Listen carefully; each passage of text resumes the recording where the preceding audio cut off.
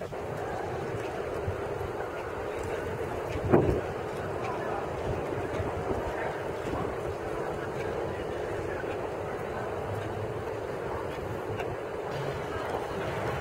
I'm the head executive of Hospital Hansa. In the following case, we had a huge problem, which I am now going to explain to you. Over the last 5 years, Hansa Hospital used a large number of organs for research purposes without full consent of the deceased patients' families. The head executive has now to think about what the best action is. Should he just tell the public the truth, or should he lie? And what would be the ethical thing to do?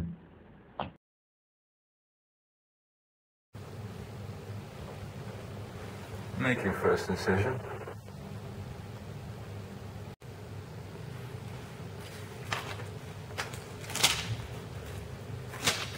That was a successful operation.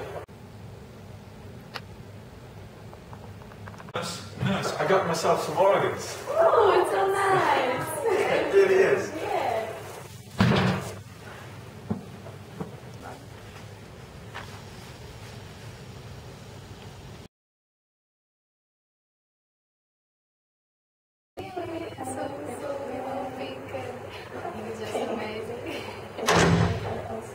Hello, nurse. I'm the head executive of the hospital.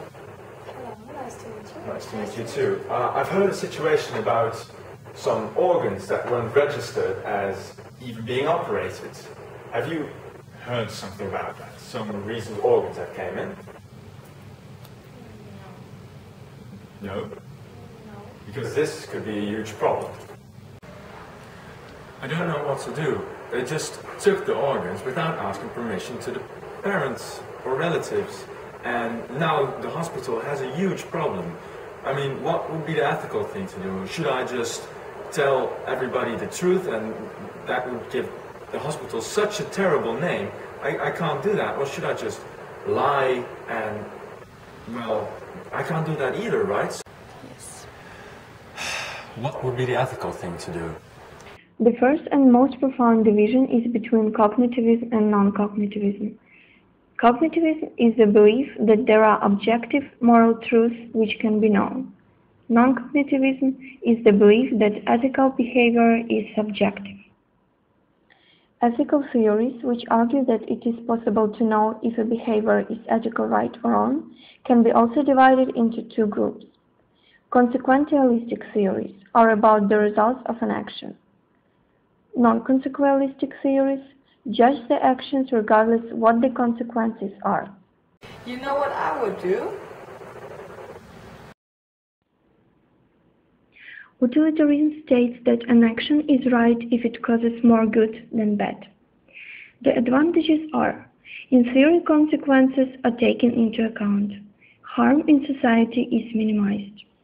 The disadvantages are, the consequences are in general not predictable, and the conflict of interest can appear between two sides.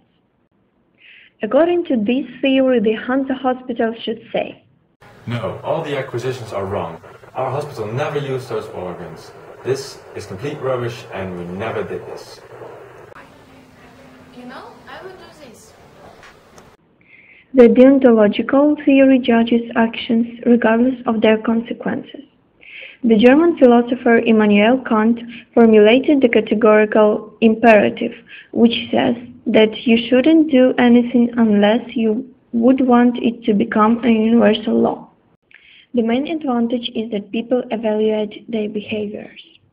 The disadvantages are that two moral laws can clash.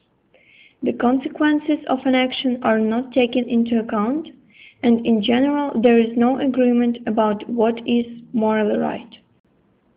According to this theory, the Hansa Hospital should say, Yes, in fact, we did use those organs. We are very sorry, and it should not have happened. This is something that slipped through our system, and again, we are very sorry. You know, I think I have another idea. An ethic of rights. This theory states that there are rights to which every human being is entitled. One benefit of this theory is that human beings are protected from abuse from others. A negative result can be that two rights clash. According to this theory, the Hansa Hospital should say, yes, the hospital did use those organs, but keep in mind that our employees still need to work. It's not their fault at all. We're still sorry about it, but please don't fire the employees. Guys, what do you think about the following suggestion?